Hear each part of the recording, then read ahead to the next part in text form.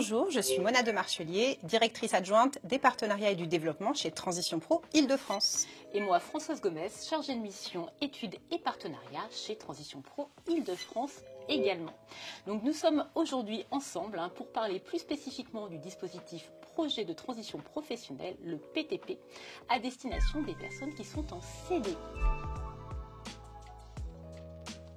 Donc à ce sujet, est-ce que tu peux nous dire en quelques mots en quoi consiste ce dispositif ? Le PTP, le projet de transition professionnelle, c'est un dispositif qui permet à un salarié de suivre à son initiative une formation qui est certifiante. Cette formation, elle doit viser un projet de reconversion ou d'évolution professionnelle. La démarche qui va être entreprise est une démarche qui est sécurisée car il n'y a pas de rupture du contrat de travail. Et le projet de transition professionnelle va permettre la prise en charge à la fois des coûts de formation, de la rémunération et des éventuels frais annexes. Donc on va voir déjà dans un premier temps le projet de transition professionnelle, à qui il s'adresse. Le projet de transition professionnelle s'adresse à tous les salariés du secteur privé, qu'ils soient en CDI, contrat à durée indéterminée, en CDD, qu'ils soient intérimaires ou bien encore intermittents du spectacle. Et ce qu'on va voir ensemble plus spécifiquement, ce sont les conditions d'accès pour les personnes qui sont en CDI.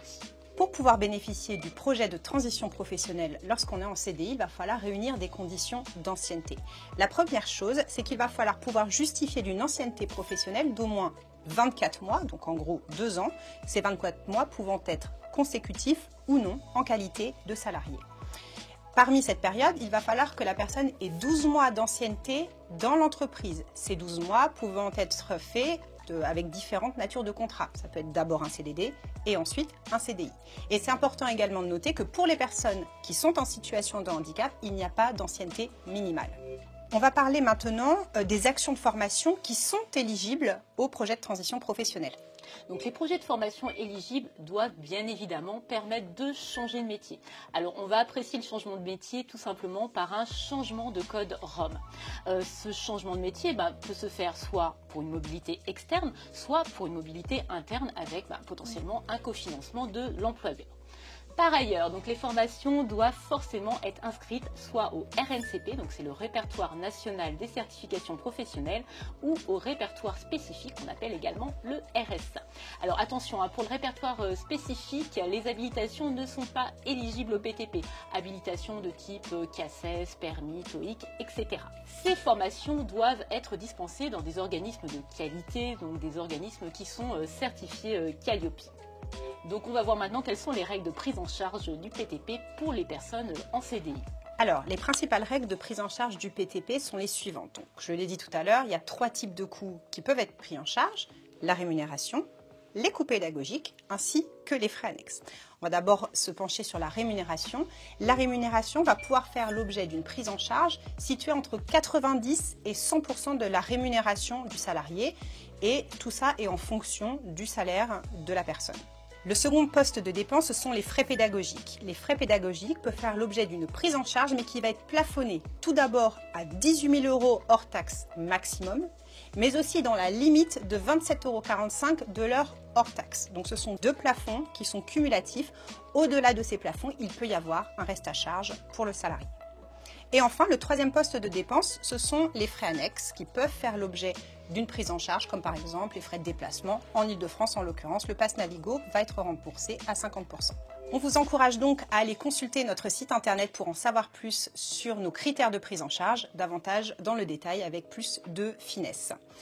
Et maintenant qu'on a vu tous les critères finalement, les conditions d'éligibilité, d'ancienneté ainsi que les critères de prise en charge, on va voir un peu maintenant comment on fait. C'est quoi les grandes étapes pour accéder au projet de transition professionnelle ? Finalement, il y a 5 grandes étapes pour mettre en place un dossier PTP. L'étape 1, c'est de construire son projet. La deuxième étape, ce sera de créer son dossier sur notre site internet. Troisième étape, de faire une demande d'autorisation d'absence à l'employeur. Quatrième étape, de transmettre le dossier à Transition Pro dans les délais impartis. Cinquième étape, l'étude du dossier par Transition Pro Île-de-France et la décision de la commission paritaire. Donc on va prendre chacune de ces étapes et on va essayer de les décortiquer.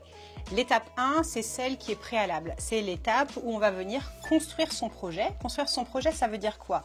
Ça veut dire identifier le métier qui est visé, trouver la bonne formation et trouver l'organisme de formation qui va pouvoir accompagner la démarche.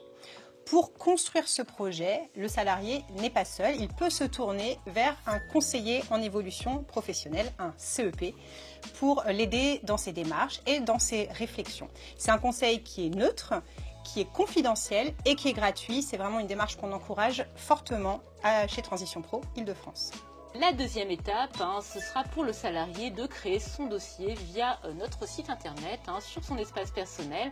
Donc ce dossier sera en 3 parties. Une première partie qui sera renseignée par le salarié, une deuxième partie à faire remplir par l'organisme de formation et enfin la dernière partie qui sera renseignée par l'employeur.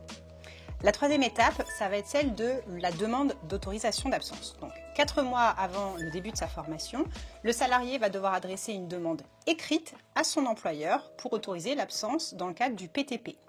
L'employeur peut tout à fait demander un report de cette entrée en formation dans la limite de 9 mois. En revanche, il ne peut pas refuser. La quatrième étape, c'est la finalisation finalement du dossier qui pourra être transmis à Transition Pro impérativement au moins 3 mois avant le début de la formation. L'étape 5, c'est l'étude du dossier. Cette étude, elle est faite par Transition Pro Île-de-France. Donc la personne a construit son projet, il a fait toutes les démarches, il a déposé son dossier. Donc la balle est dans le camp de Transition Pro Île-de-France. Transition Pro Île-de-France va procéder à l'analyse du dossier. On va revenir après sur les critères justement d'analyse et de sélection. Et ces dossiers vont ensuite être présentés en CPI, Commission paritaire d'instruction, qui va venir décider des dossiers qui sont acceptés et des dossiers qui sont refusés. La CPI va donner une décision au moins 30 jours avant le début de la formation. Et après, finalement, le salarié va pouvoir partir en formation. Alors, à noter que l'employeur transmettra chaque mois les bulletins de salaire pour pouvoir être remboursé. Et de son côté, l'organisme de formation va nous transmettre les factures et les certificats de réalisation qui lui permettront d'être payés par Transition Pro Île-de-France. Donc, je propose maintenant qu'on voit un petit peu plus en détail quels sont les critères qui vont faire qu'un dossier sera ou pas financé. Pour pouvoir être financé, un dossier va devoir tout d'abord être complet et recevable. Complet, ça signifie qu'il dispose de toutes les informations et tous les documents qui sont demandés dans le cadre de ce dépôt. Et recevable, ça veut dire qu'il répond aux critères d'éligibilité et d'ancienneté qui sont requis et c'est ceux qu'on a énumérés au préalable. Ça, c'est la première étape. Ensuite, la commission paritaire va étudier les dossiers selon 3 critères. Le premier critère, il va s'assurer que le projet professionnel, il est bien cohérent, que le parcours de formation proposé est bien pertinent au regard de ce projet et enfin que le métier visé, il offre des perspectives pour retrouver un emploi à l'issue de la formation.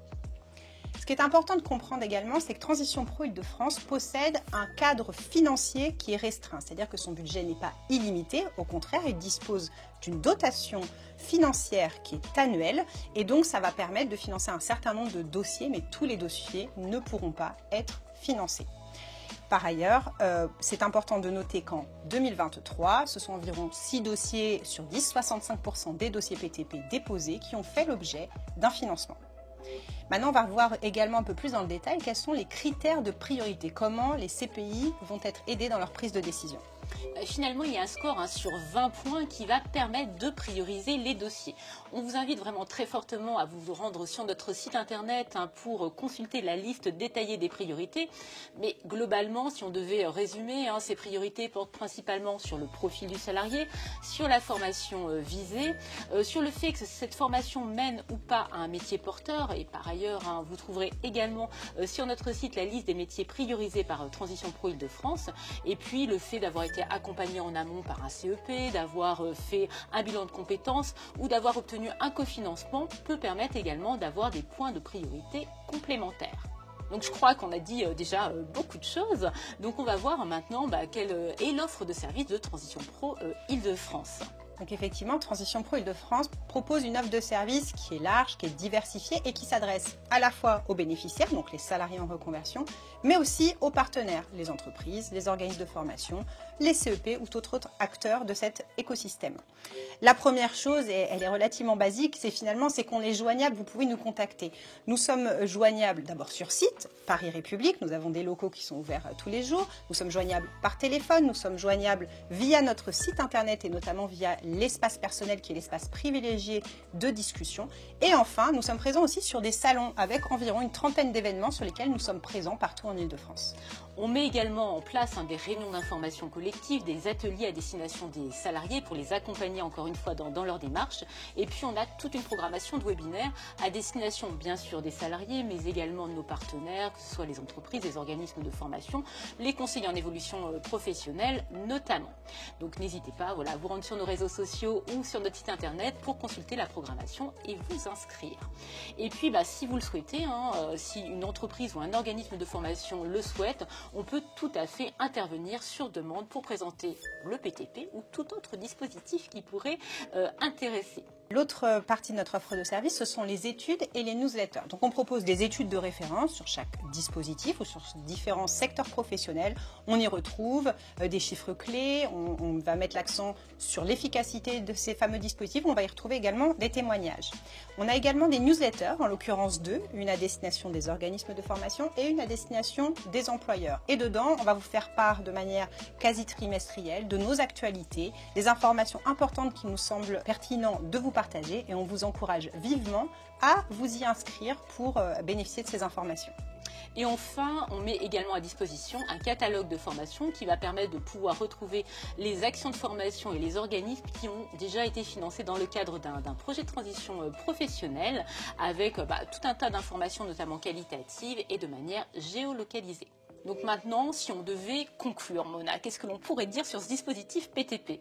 Alors ce qu'on vous propose, c'est de finir par finalement des grands chiffres clés pour bien comprendre à quoi ça sert. Le projet de transition professionnelle en 2023, c'était 5000 dossiers qui ont été financés par Transition Pro Île-de-France. C'est donc 5000 personnes, 5000 parcours qui ont pu bénéficier de financement. C'est aussi plus d'un dossier sur deux, en l'occurrence 54%, qui ont fait l'objet d'un accompagnement par le CEP. Être accompagné par le CEP, c'est augmenter ses chances de voir le projet aboutir. L'autre point, c'est que les entreprises, elles ont contribué à ces parcours de mobilité, que ce soit de la mobilité interne ou bien externe, et elles ont cofinancé les projets avec plus de 3 millions d'euros mis sur la table en 2023. Et enfin, bien sûr, les organismes de formation, c'est plus de 700 organismes de formation qui ont dispensé des formations financées dans le cadre du PTP l'an passé. Si on devait dire quelques mots pour résumer finalement le PTP, qu'est-ce qu'on doit en retenir? C'est que c'est une formidable opportunité de changer de métier, de se former dans un cadre qui est sécurisé et qui permet la prise en charge des coûts pédagogiques, mais également de la rémunération. Donc vous l'aurez compris, que vous soyez une entreprise, un organisme de formation, un conseiller en évolution professionnelle ou finalement tout autre acteur de l'orientation, parlez-en autour de vous. Et du coup, on vous propose de liker cette vidéo si elle vous a plu, bien évidemment, de rejoindre notre chaîne YouTube parce qu'on propose bien d'autres contenus et on vous donne rendez-vous pour de futures interviews. À bientôt. Merci, au revoir.